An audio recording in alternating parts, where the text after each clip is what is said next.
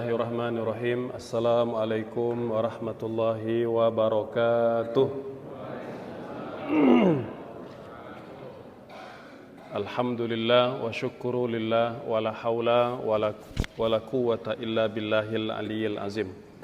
Bapak Ibu yang Allah muliakan, pagi ini kita bersama-sama belajar seputar fikih ya. Dan tema yang kita akan uraikan pada pagi ini adalah berkaitan dengan sholat tarawih ya. Meskipun saya yakin Bapak Ibu, sholat tarawih ini sholat yang sudah biasa kita kerjakan, kita laksanakan, dan sudah berpuluh-puluh tahun ya kita mengerjakan. Tapi tentu kita ingin memastikan bahwa seluruh pelaksanaan ibadah sholat tarawih kita sudah sesuai dengan panduan dan tuntunan dari Rasulullah sallallahu alaihi wasallam. Bapak Ibu, yang pertama kita uraikan dulu dari segi makna. Apa sih makna tarawih itu?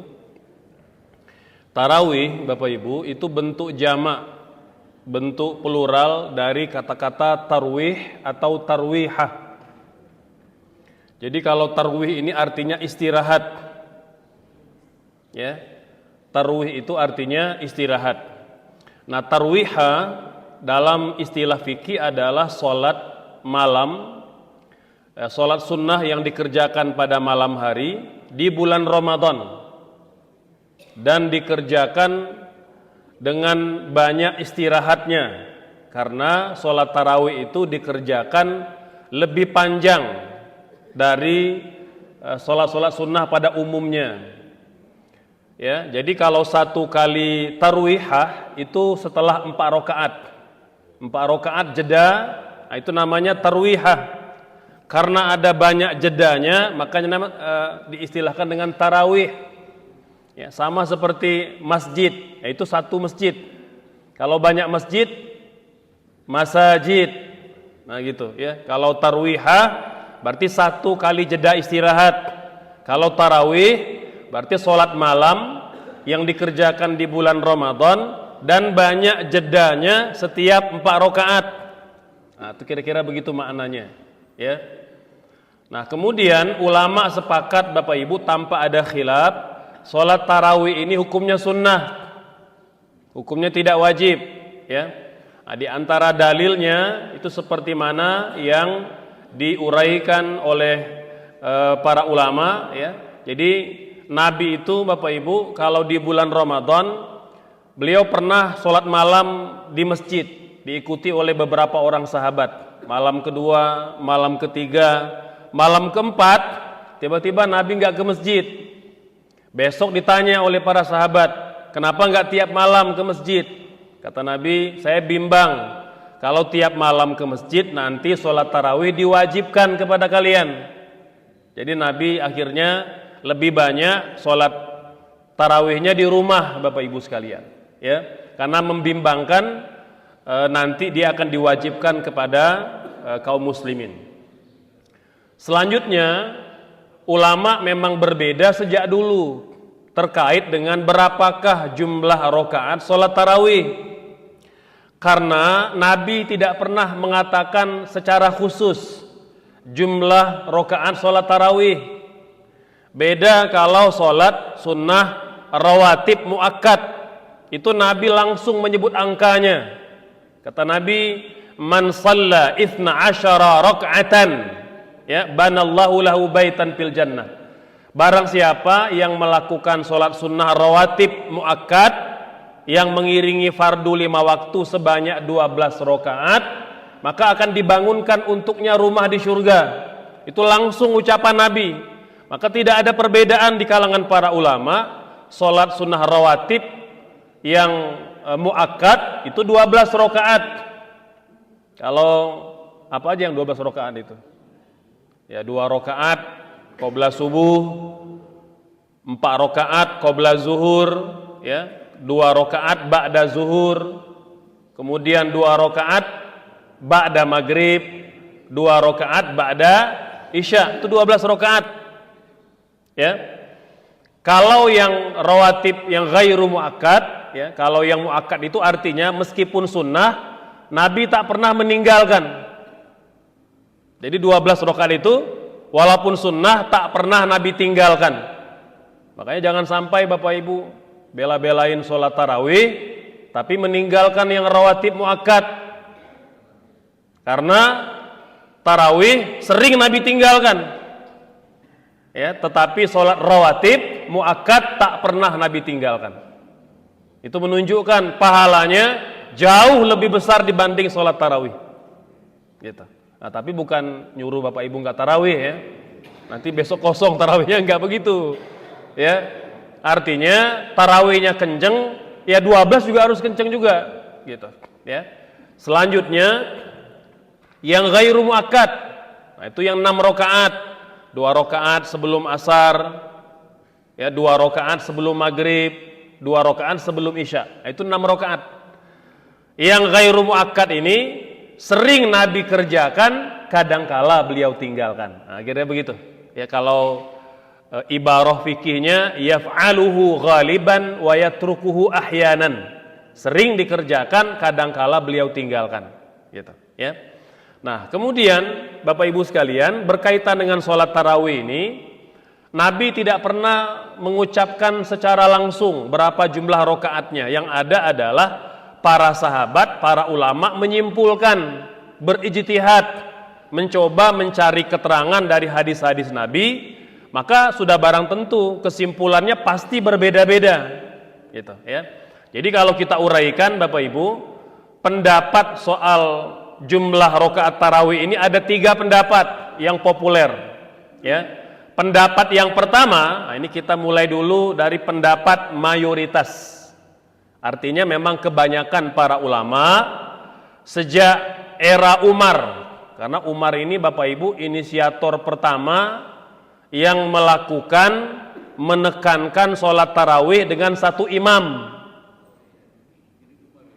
Umar, ya, Umarlah pelaku bid'ah yang pertama. Karena beliau sendiri yang mengatakan itu. Ya, kata beliau mendapati sahabat-sahabat kalau sholat tarawih itu 3 orang, 2 orang di pojok sana, 5 orang di pojok situ, mencar-mencar. Jadi imamnya banyak. Ya, ada yang sendiri, ada yang berjamaah. Kata Umar, ini bagus juga kalau dikumpulkan dengan 1 imam saja, biar terlihat persatuannya. Lalu Umar, Bapak Ibu, ya, setelah mengumumkan kepada masyarakat Madinah, ya, kita akan segera melakukan sholat tarawih dengan 1 imam, dan ini adalah sebaik-baik bid'ah, kata beliau. Wa ni'matu bid'atu hadhihi. Itu kalimatnya Umar, Bapak Ibu. Ulama sepakat tentang riwayat ini tidak dipersoalkan. Itu seperti mana uraian Syekh Wahab Az-Zuhaili dalam Al-Fiqhul Islam wa Adillatuhu. Ini ulama dunia, Bapak Ibu, ya. Nah, berapakah rakaat yang dilakukan pada masa Umar sampai beberapa periode, bahkan dikatakan sampai periode Umar bin Abdul Aziz, ya. Itu 20 rakaat, Bapak Ibu. 20 rakaat. Ya, jadi memang kita tidak menafikan mayoritas para ulama sejak era Umar itu mengerjakan lebih banyak 20 rakaat. Hanya di bulan Ramadan aja. Kalau di luar Ramadan nanti jumlahnya bisa 8, bisa 11 gitu ya. Nah, 20 ini tarawih, ya, sholat malamnya ditambah dengan 3 witir. Gitu, ya. Kemudian Bapak Ibu, ini juga diuraikan oleh ulama bermazhab Hanafi, ini kan sebagai ulama senior. Kata beliau, wa amma qadruha fa 20 rak'atan fi 10 taslimatin wa fi 5 tarwihatin kullu taslimataini tarwihatun wa hadha qawlu 'amatil ulama. Ya, kata beliau, salat tarawih memang sejak dulu 20 rakaat. 20 rakaat dengan 10 kali salam. Jadi 22. Kalau di Fathul Ummah berapa rakaat nih? 4. Ya, nanti kita akan jelaskan. Ada dasarnya juga, gitu ya. Jadi, dan kata Imam Al-Kasani Al-Hanafi, ini amalan memang kebanyakan para ulama, gitu, ya. Selanjutnya, pendapat yang kedua. Ini pendapat Imam Malik dan menjadi amalan penduduk Madinah selama berabad-abad Bapak Ibu. Jumlah rokaat mereka 36 rokaat ditambah 3 witir 39. Ya. Jadi Bapak Ibu, mazhab Maliki ini mazhab yang unik. Ya. Karena Imam Malik ini kan ulama yang lahir di Madinah, meninggal juga di Madinah, sampai hari ini ada kuburannya di Madinah. Ya, jadi beliau guru besarnya ulama Madinah. Imam Syafi'i dulu berguru pada Imam Malik, dan beliau tidak ragu sedikit pun keilmuan Imam Malik. Kata Imam Syafi'i memuji Imam Malik, "Idza dzukiral haditsu famalikun najm." Kalau disebut saja ilmu hadis, Imam Malik itu bintangnya. Nggak ada yang lebih alim dibanding Imam Malik. Nah, Imam Malik Bapak Ibu itu punya salah satu metode istimbatul ahkam, metode dalam menyimpulkan hukum. Ya, di antaranya adalah amalu ahlil Madinah, perbuatan penduduk Madinah. Jadi kalau orang Madinah banyak melakukan suatu amalan, beliau meyakini itu sunnah. Ya, kalau Imam Syafi'i menolaknya. Kata Imam Syafi'i, perbuatan orang Madinah itu tidak jadi standar hukum, kata beliau. Jadi guru dengan murid berbeda, ya biasa para ulama. Kata beliau, walaupun itu perbuatan penduduk Madinah, tetap harus ditimbang dengan Quran dan Sunnah. Itu begitu kalau Imam Syafi'i prinsipnya. Imam Malik tidak. Kata beliau, mengapa Imam Malik punya metode istimbatul ahkam dari amalan orang Madinah? Karena kata beliau, mereka sejak dulu tinggal bersama Nabi. Nabi tinggal bersama mereka. Nabi dimakamkan di negeri mereka. Mereka sholat, mereka makan, mereka safar bersama Nabi. Dan orang-orang Madinah lah yang paling kuat, paling konsisten mengikuti Nabi. Jadi Imam Malik itu punya pandangan seperti itu Bapak Ibu. Subhanallah. Makanya dalam mazhab Maliki 36 rakaat ini dianggap juga sunnah karena perbuatan masyarakat Madinah. Nah, pertanyaannya kenapa kok tiba-tiba 36 ini? Dari mana asal muasalnya Bapak Ibu? Ada asal muasalnya. Jadi memang dulu orang Mekah, orang Madinah ini selalu berlomba-lomba, berkompetisi, tidak mau kalah dalam bab ibadah. Karena mereka tahu kan dulu orang Mekah, orang Madinah sama-sama tarawihnya 20 rakaat. Kemudian, tapi orang Mekah nambah Bapak Ibu, bukan nambah rakaat. Kan tadi jeda setiap 4 rakaat. Orang Mekah setiap jeda 4 rakaat, mereka tawaf 7 putaran. Begitu assalamualaikum warahmatullahi, assalamualaikum warahmatullah. Tuntas 4 rakaat, mereka selingi dengan tawaf 7 putaran.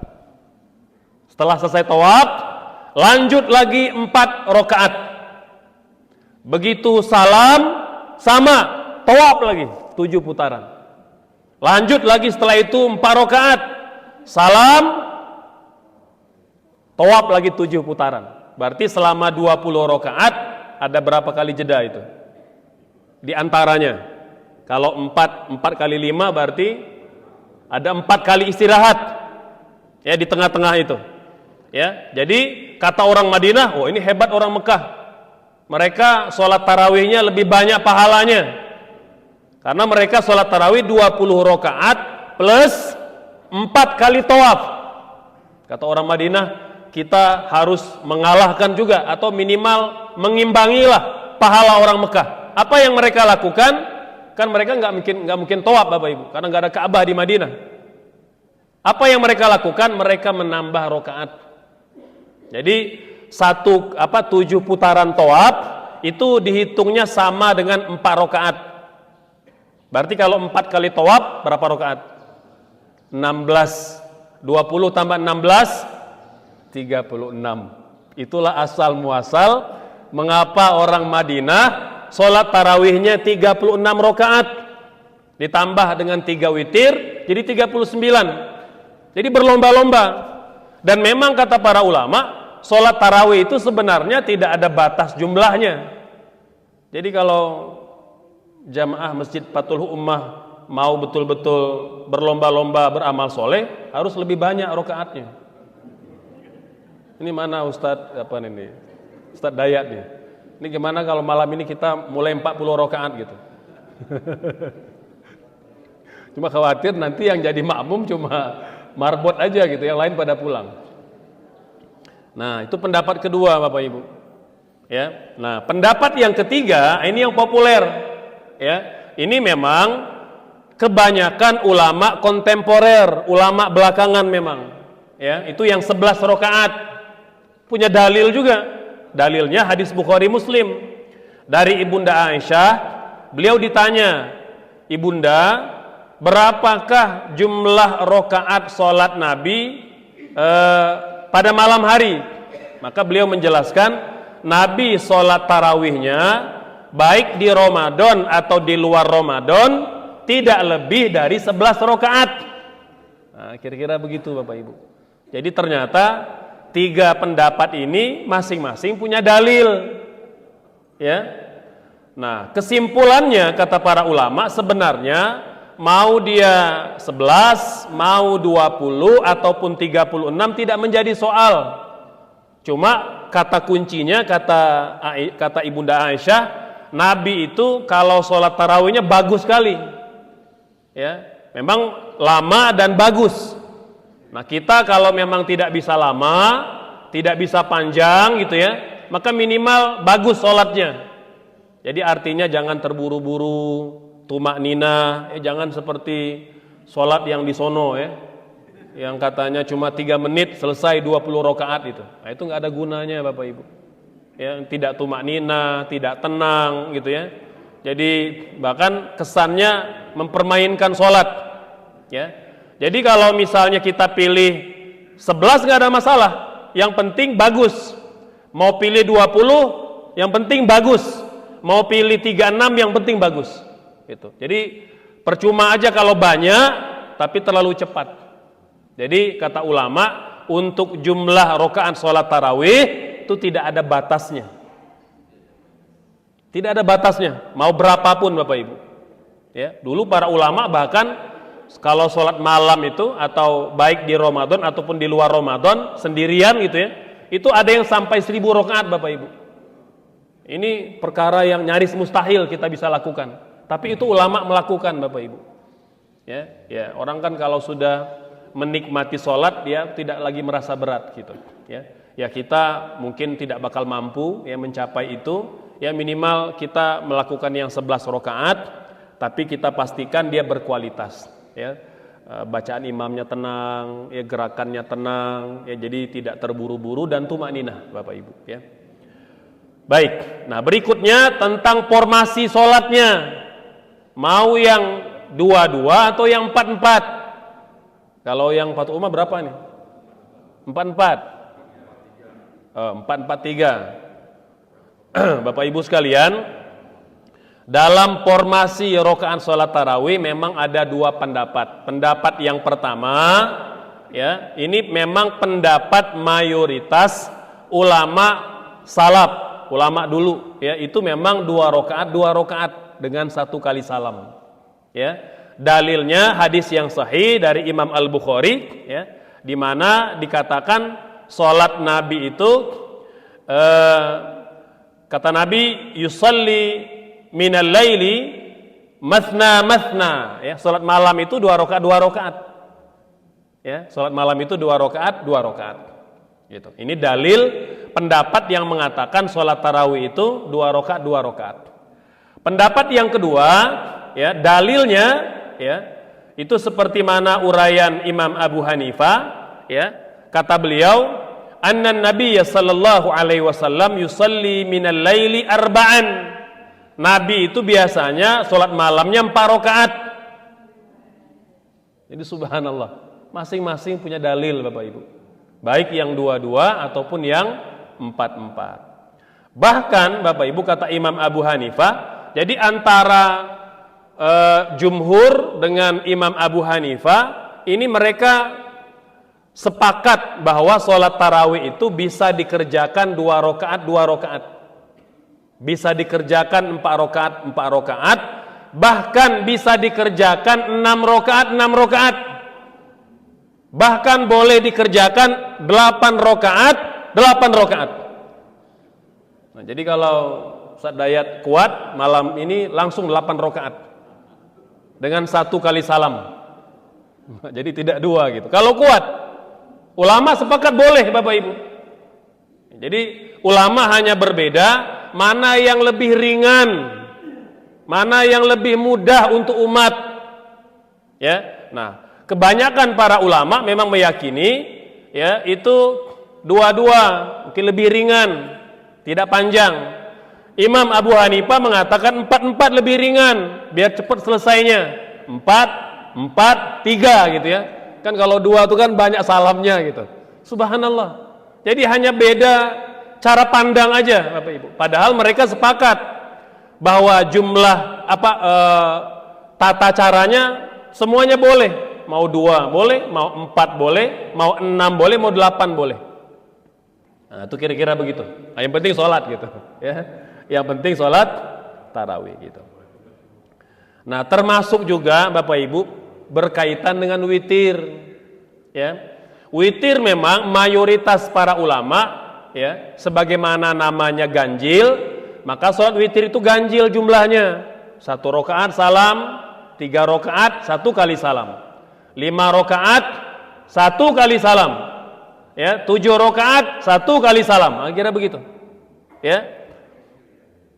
Tapi Imam Syafi'i Bapak Ibu ya, itu dia ada namanya syafa'. Ini tradisi juga di warga Nahdien. Saya Bapak Ibu di pesantren itu bertahun-tahun sholat witirnya 21. Karena itu memang pendapat Imam Syafi'i. Dan Bapak Ibu nanti kalau jalan-jalan ya, jalan-jalan ke Arab, itu beberapa negara Arab itu masih 21 witirnya. Ya, yang masih konsisten sampai hari itu Abu Dhabi. Abu Dhabi Bapak Ibu witirnya 21. Jadi bukan cuma di Indonesia ada 21. Di negara-negara Arab juga ada yang mengamalkan 21. Dia cuma khilaf tentang tata caranya. Kalau kita merasa lebih nyaman dan lebih cocok dengan yang 3, nggak ada masalah. Nah, tidak boleh mencela mereka yang witirnya 2+1. Jadi hanya beda tata caranya saja gitu ya. Baik Bapak Ibu, demikian penjelasan seputar sholat tarawih. Terakhir sekali, sholat tarawih boleh dikerjakan sendiri, boleh berjamaah, boleh di rumah, boleh di masjid. Tapi sepakat para ulama, sholat tarawih lebih afdol dikerjakan berjamaah dan di masjid. Nah, itu kira-kira begitu ya. Baik Bapak Ibu, mangga kita persilakan barangkali ada pertanyaan, boleh seputar sholat tarawih ataupun tema fikih secara umum. Mangga, mungkin boleh dari mana? Ada 1, ada lagi? Ada ibu-ibu yang mau nanya, silakan. Teteh, adik-adik yang mau nanya, anak-anak, ada? Mangga Pak, silakan. Kalau Nabi sholat tarawih di masjid 3 hari, terus di rumah sholat tahajud enggak? Baik, ya. Bapak Ibu sekalian, jadi berkaitan dengan sholat malamnya Nabi gitu ya, itu memang baik di bulan Ramadan ataupun di luar bulan Ramadan, itu beliau lakukan dengan bervariasi ya. Baik beliau melakukan sholat tarawih ataupun tidak, tapi yang jelas Nabi tak pernah meninggalkan tahajud. Tahajud itu berbeda dengan tarawih Bapak Ibu ya. Jadi ada istilah sholat malam atau qiyamul lail, ada tahajud, ada tarawih. Ini serupa tapi tak sama ya. Yang paling umum itu istilahnya qiyamul lail.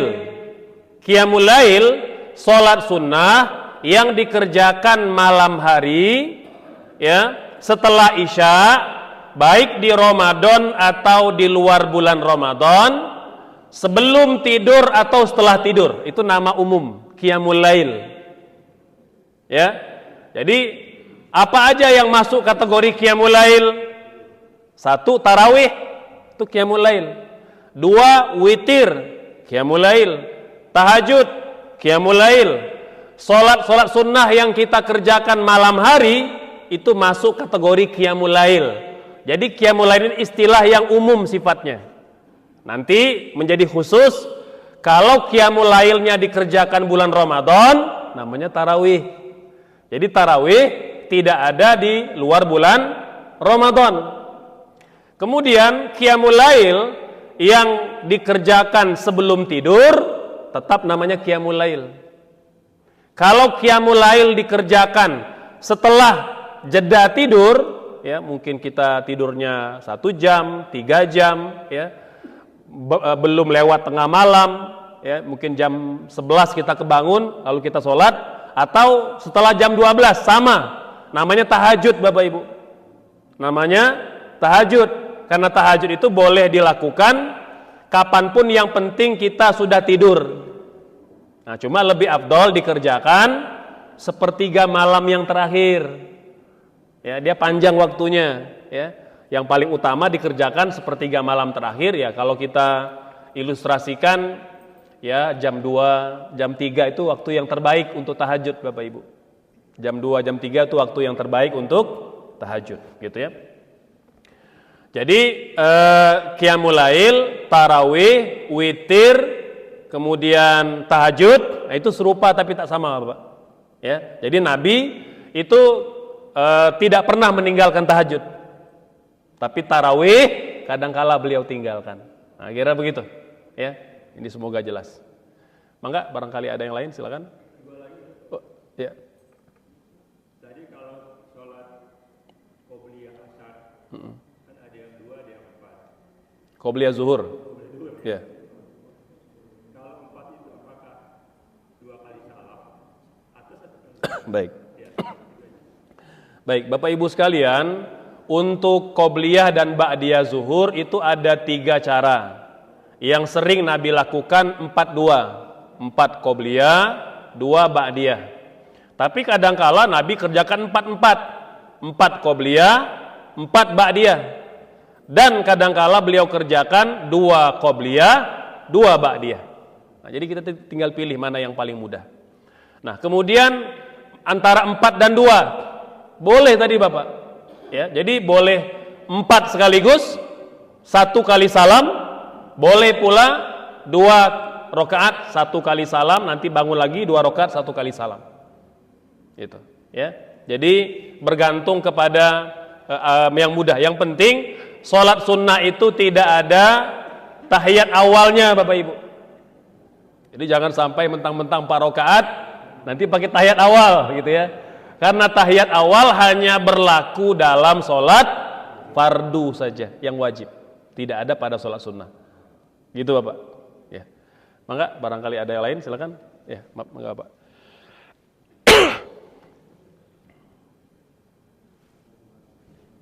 Assalamualaikum. Waalaikumsalam. Ada yang berpendapat atau paling saya baca bahwa sholat malam itu qiyamul lail itu yaitu dilakukan pada sepertiga malam. Ya. Pada seluruh bulan, kecuali dikatakan kecuali pada bulan Ramadan, yaitu dilakukan sebelum tidur atau setelah sholat isya. Karena itu diberi nama katanya sholat tarawih, itu sholat rileks, sholat istirahat. Jadi kalau tahajud katanya itu sebentar agak khusus, kita bangun sebelum subuh. Tapi kalau pada tarawih itu dibolehkan di depan, itu katanya. Nah itu bagaimana pendapat itu Ustaz? Ya. Iya, Bapak Ibu sekalian, jadi tadi prinsip dasarnya sholat malam, mau namanya tahajud, yang namanya witir, yang namanya tarawih, itu sudah boleh kita kerjakan dari mulai ba'da isya. Tidak boleh dikerjakan sebelum isya, gitu ya. Yang penting kita sudah isya, itu sudah boleh. Kita boleh tahajud, kita boleh tarawih, kita boleh witir, gitu. Cuma nanti kan mana yang lebih afdal? Sama juga Bapak Ibu. Sholat asar, kapan mulai masuk waktu sholat asar? ketika bayang-bayang sama panjang dengan benda. Nah, kira begitu ya. Kalau di jam kita ya jam 3:15 itu sudah azan asar. Ya. Sampai kapan? Sampai masuk waktu maghrib. Itu waktunya. Tapi mana yang paling afdol? Yang paling awal kata Nabi. Nah, kira begitu. Itu kalau kita bicara sholat fardu, gitu ya. Maka sama tahajud Bapak Ibu. Tahajud boleh dikerjakan di malam hari. Tapi yang paling utama adalah di sepertiga malam yang terakhir, gitu ya. Dan sholat tarawih berbeda dengan tahajud Bapak. Sholat tarawih boleh dikerjakan sebelum tidur atau setelah tidur. Tapi kalau tahajud dia dikerjakan setelah tidur, karena namanya sholat yang dikerjakan setelah engkau istirahat, setelah engkau tidur. Jadi kalau kita nggak tidur, ya namanya qiyamul lail, bukan tahajud. Nah gitu Bapak. Jadi kalau kita memilih waktunya, tinggal memilih mana yang paling mudah, ya. Dan Bapak Ibu dulu, ya, ada para sahabat itu memang sangat hobi, ya. Jadi sangat hobi sholat malam. Jadi bukan cuma bukan cuma hanya melakukan, tapi hobi dan suka. Jadi ada sahabat itu yang sholat tarawihnya, Bapak Ibu, itu dari mulai jam 10 ya, menjelang tengah malam sampai menjelang waktu subuh. Jadi panjang tahajud mereka gitu ya. Nah, jadi ini tentu ketika kita coba teliti ya menyesuaikan dengan kemampuan kita gitu. Ya kalau kita mampunya tidak kuat gitu ya sampai pagi gitu ya, ya minimal kita bisa di jam 2-nya, di jam 3-nya gitu. Menyesuaikan Bapak insyaallah. Mangga Ibu ya silakan. Terima kasih Pak Ustaz. Mau tanya, kalau seandainya kita suka sholat tarawih dan mengerjakan witir, tetapi kita mengerjakan lagi sholat tahajud, gitu. Apakah witirnya harus ulang? Ya, Baik. Ya. Terima kasih. Nah, Bapak Ibu sekalian, terkait dengan witir, ya, witir itu adalah sholat sunnah yang juga sangat Nabi tekankan. Kata Nabi, kalau kalian bimbang tidak bangun malam dan tak sempat witir, witirlah sebelum tidur. Itu saking pentingnya witir itu. Ya, jadi witir antara sholat sunnah yang tak pernah Nabi tinggalkan. Nah, Bapak Ibu sekalian, witir di Ramadan gitu ya. Ini bagaimana kalau kita sudah witir lebih awal? Apakah nanti kalau bangun malam kita masih boleh tahajud dan harus mengulang witirnya atau tidak?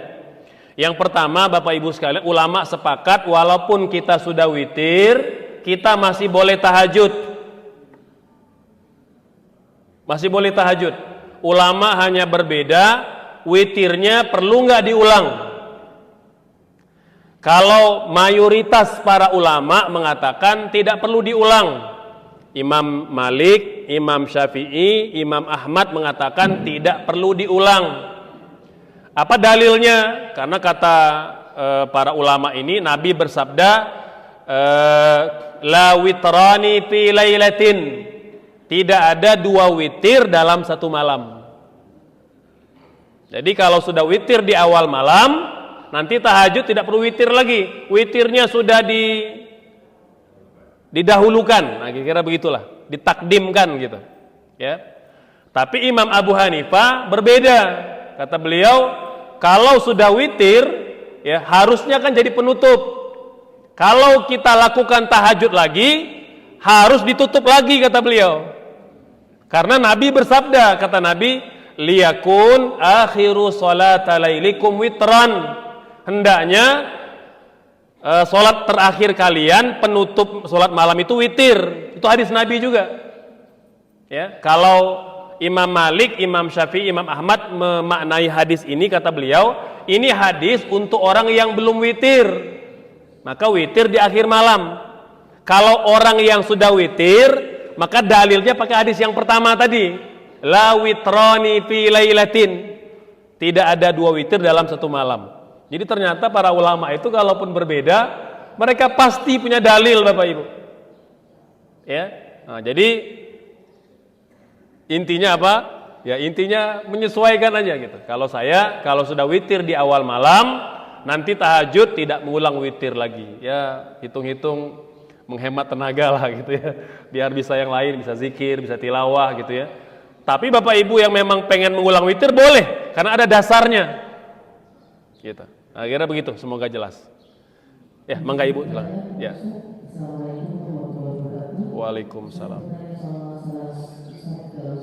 ya.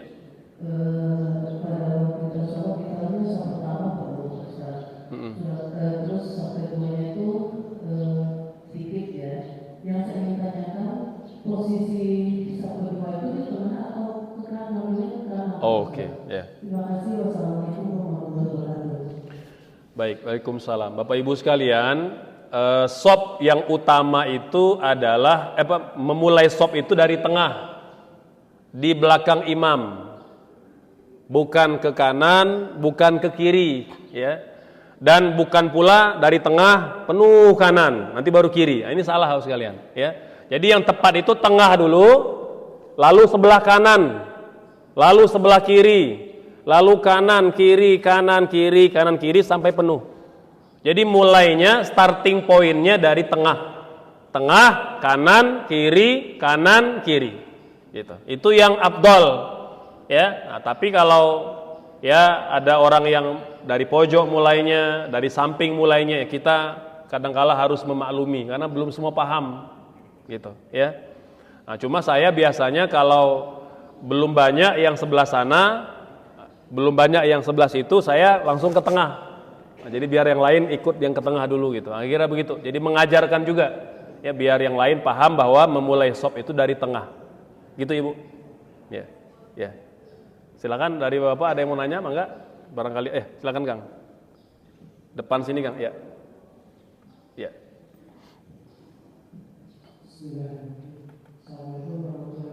Waalaikumsalam warahmatullahi wabarakatuh.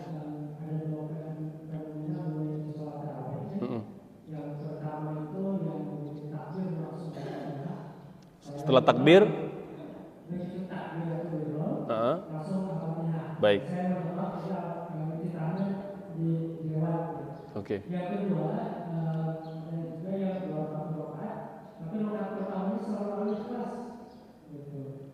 Oke. Rakaat pertama ahli kelas. Oke. Maksudnya gimana? Sepanjang tarawih atau gimana?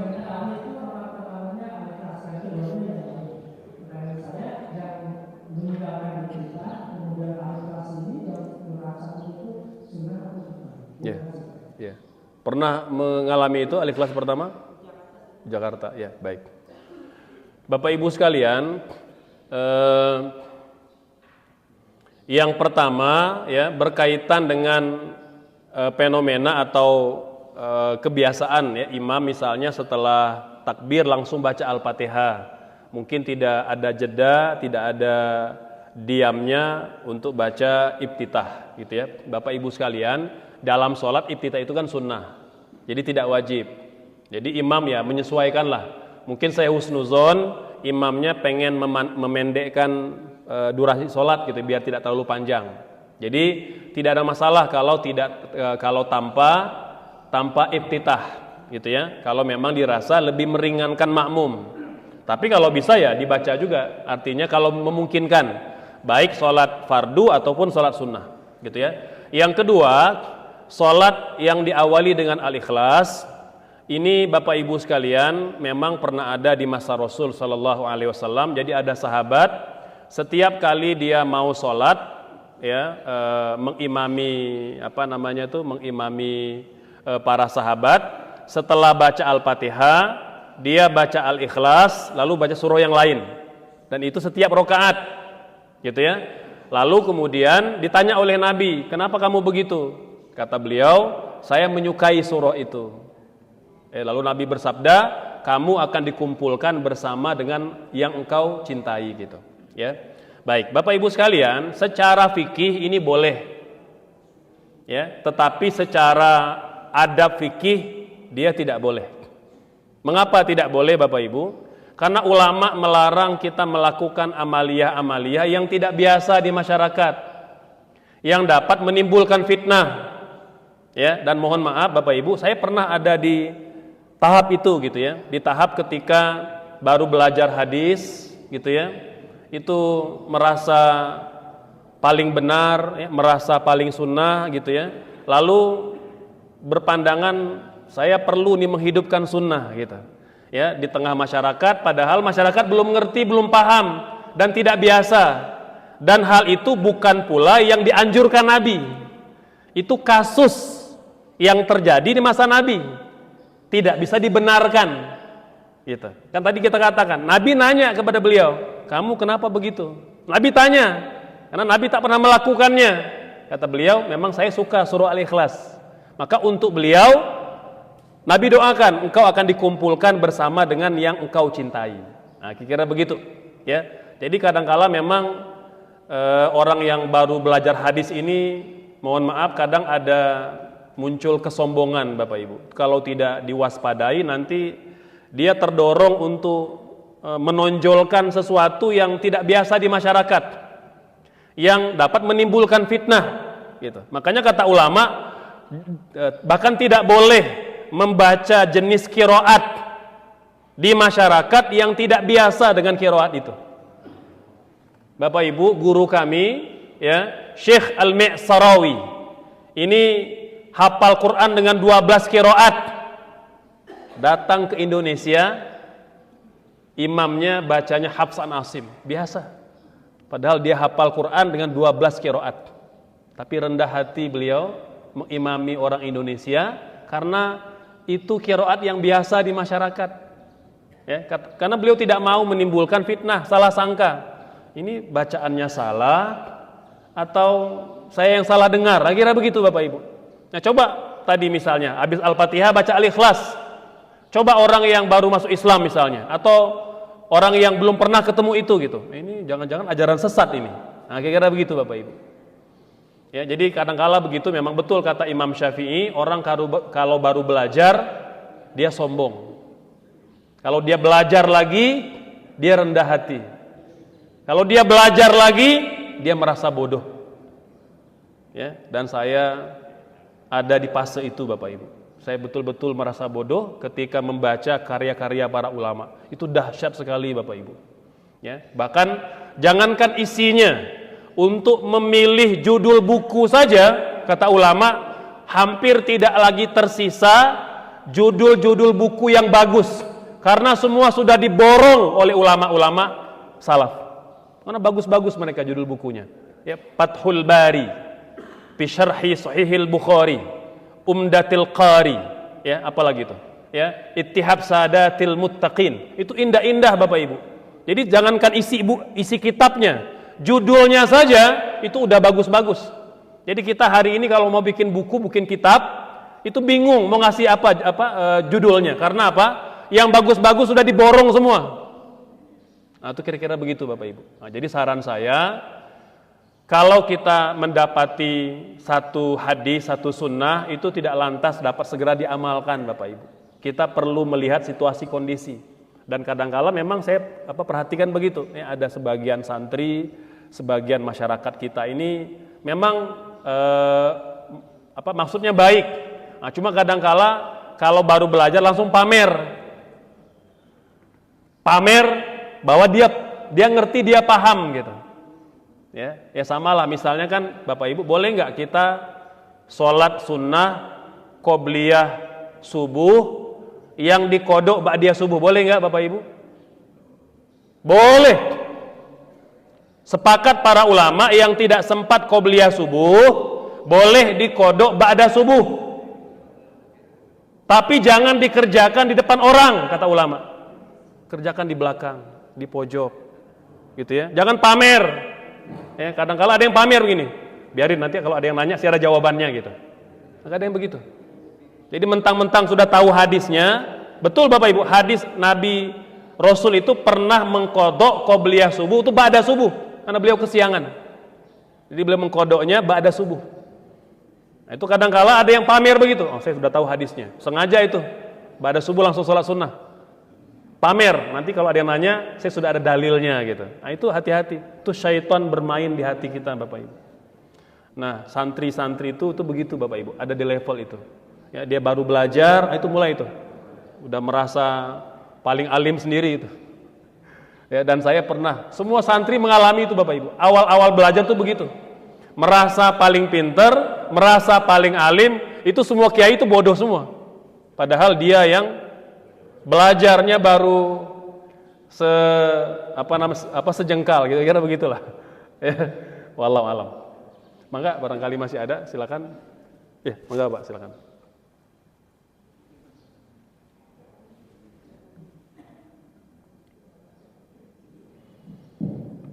Assalamualaikum warahmatullahi wabarakatuh. Waalaikumsalam. Izin Pak Ustaz, ini masih dalam rangka Ramadan. Ini banyak kita melakukan yang namanya itikaf dan berkaitan dengan Lailatul Qadar. Ya. Nah, mohon pencerahan dari Pak Ustaz, itu bagaimana awal mulanya atau asbabun nuzulnya menunjukkan istilah itikaf dan Lailatul Qadar ini. Ya. Terima kasih Pak Ya, Ustaz. baik. Waalaikumsalam. Ini perlu pembahasan sendiri ya, agak panjang itikaf itu. Tapi singkat aja ya, karena kita sudah di jam 6. Jadi Bapak Ibu sekalian, i'tikaf adalah antara amalan yang paling afdol dikerjakan di bulan Ramadan, ya. Terutama 10 hari terakhir bulan Ramadan. Ya, hadis Bukhari, Nabi bersabda, "Man kana ya'takifu ma'i falya'takif fi ashril awakhir min Ramadan." Barang siapa mau beriktikaf denganku, maka hendaknya dia beriktikaf di 10 hari terakhir Ramadan. Bapak Ibu, Nabi itu mengalami 9 Ramadan. Dan Nabi tak pernah meninggalkan satu iktikaf pun. Setelah Nabi meninggal, tradisi iktikaf itu masih dilanjutkan oleh istri-istrinya. Nah, ini dalil Bapak Ibu bahwa wanita juga sunnah iktikaf. Walaupun nanti perlu ditutup ya, agar nyaman, aurat tidak terbuka ya. Nah, tidak juga boleh ada majelis ghibah gitu ya. Kalau majelis zikir boleh, majelis tadarusan boleh, ilmu boleh, tidak boleh ada majelis gosip gitu ya, majelis ghibah itu nggak boleh.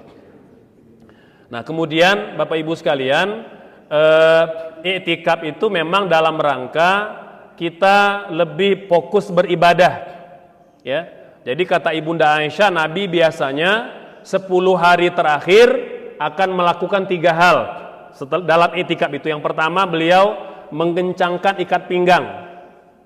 Kata ulama maknanya bisa mengurangkan makan, bisa maknanya tidak mendekati istrinya ya, biar betul-betul fokus beribadah gitu ya. Yang kedua, beliau akan menghidupkan malam. Jadi Nabi itu Bapak Ibu 10 hari terakhir itu begadang. Ya, hanya sedikit beliau tidur. Ya. Kemudian yang ketiga, membangunkan keluarga. Ya.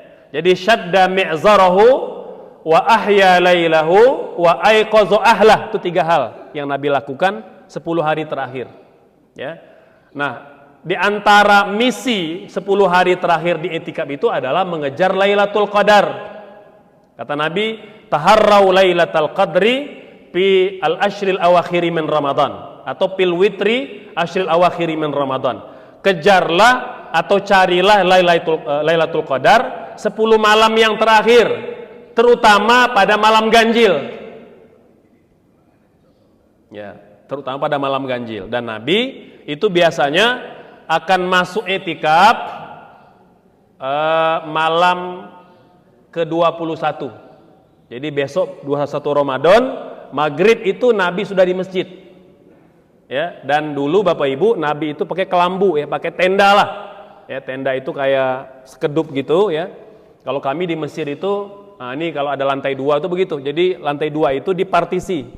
Dipartisi jadi kayak kelambu-kelambu, kayak tirai-tirai begitu. Nah, satu orang kebagian ya 2 kali 3 meter lah gitu untuk tidur. Itu untuk kelambu-kelambu. Jadi disunnahkan memang pakai kelambu atau pakai tenda. Ya. Mengapa sunnahnya? Supaya lebih fokus berzikir. Bukan untuk tidur.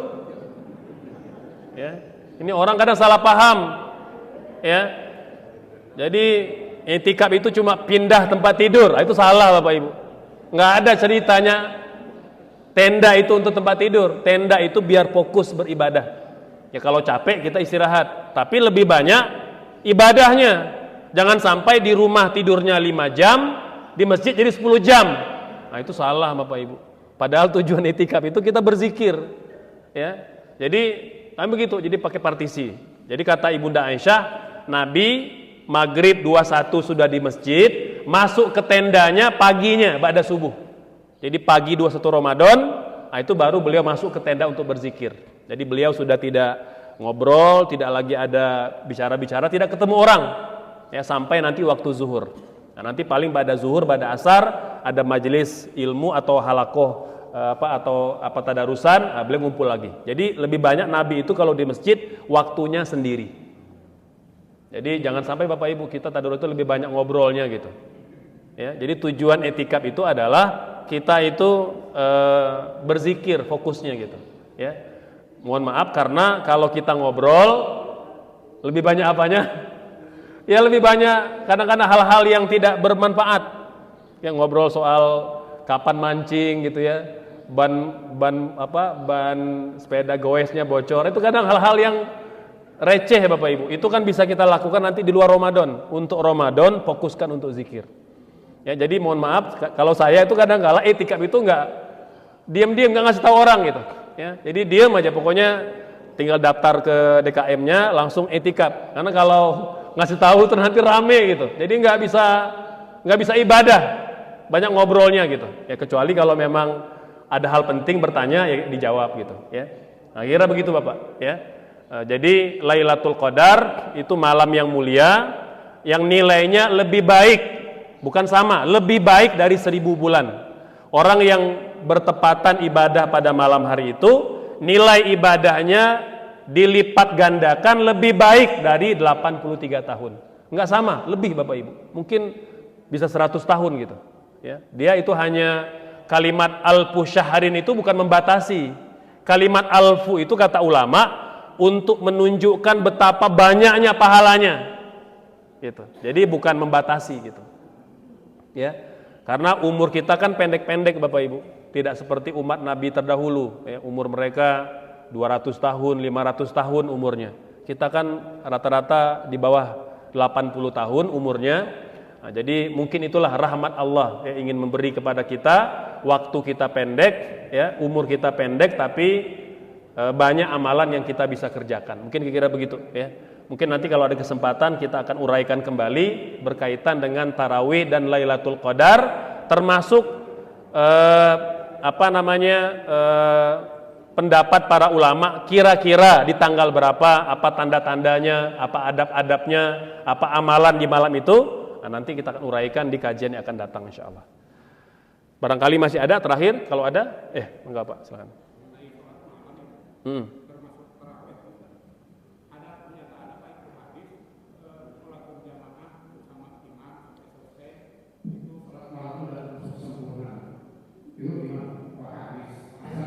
Ya, baik Bapak Ibu, itu hadis yang sahih insyaallah ya. Jadi para ulama mengatakan itu motivasi, ya, kata Nabi, barang siapa yang sholat berjamaah gitu ya, bersama imam ya, dalam konteks sholat tarawih gitu ya, dan dia membersamai imam sampai imam selesai, ya, kutibalahu kutibalahu sholat ad-dahar au kama qala, maka dituliskan pahala untuknya seperti orang sholat semalam suntuk. Jadi sampai seperti 24 jam dia sholat gitu pahalanya. Jadi itu motivasi Bapak Ibu sekalian ya, jadi tidak kemudian mewajibkan ya, kalau kita mungkin ada keperluan tiba-tiba mules ya, tiba-tiba agak drop ya, kita bisa istirahat. Tapi kalau memang tidak ada uzur, kita tunggu sampai imam selesai gitu ya. Maka sama juga mungkin Bapak Ibu ya, pengennya sholat tarawih gitu ya, selesai tarawih kan imam witir, Ustaz saya pengen witir nanti malam aja ya, tapi kan pengen dapat pahala tadi, dan kalau kita keluarkan berarti nggak dapat pahala itu. Nah, bagaimana caranya? Bapak Ibu boleh tetap sholat bersama imam, niatnya tambah qiyamul lail. Imam niatnya witir, Bapak Ibu niatnya qiyamul lail. Cuma nanti begitu imam salam 3 rakaat, kita tambah lagi 1 rakaat biar genap. Nah, kira begitu. Berarti bertambah tuh. Berarti kalau 8 tarawih tambah 4 rakaat qiyamul lail, boleh Bapak Ibu sekalian. Diperbolehkan. Kalau memang kita pengen menunda witir ke tengah malam, boleh.